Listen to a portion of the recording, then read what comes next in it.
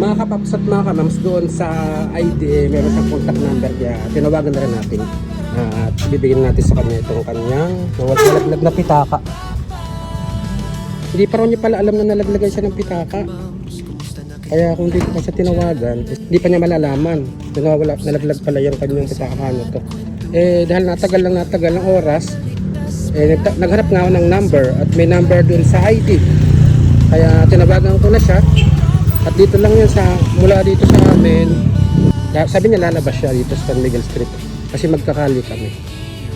Pero, saan kaya yun?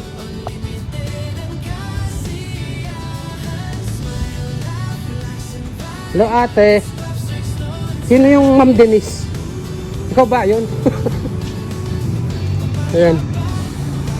Ba't di mo alam? Hindi mo alam na nalaglagan ka?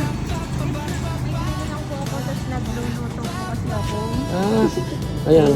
Problema ang bayan at mabigo sa ilang kaibigan. Nandito pa rin ang inyong Pops Rex. Pops Daisy Espiritu at Pops John Kelly Katap. Eto na. Pops Dwayne Salonga. Eto pa. Happy birthday sa inyo, Pops Mark Esteron, Pops Stephen Asher Herrera, at Pops Nile Forte. Hello mga kapaps at mga kamoms, kumusta na kayong lahat bilang magandang buhay?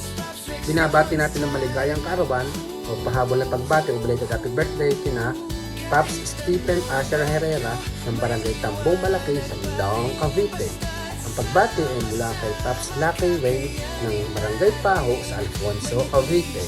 Binabati natin ng happy birthday si Pops Nile Forte ng Barangay Tambong Kulit sa Indang, Cavite.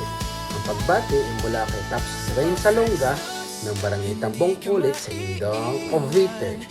Binabati pa natin ng pahabol na pagbati ng belated happy birthday si Pops Marky Esteron ng Bunlo, Bukawi, Bulacan.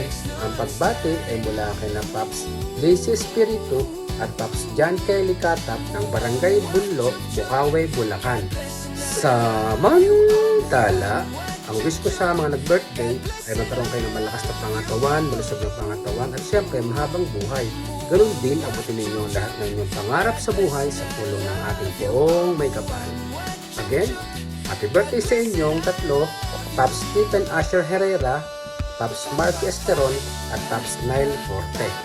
Okay, thanks for watching. God bless and I love you all. Mwah, chup chup mags.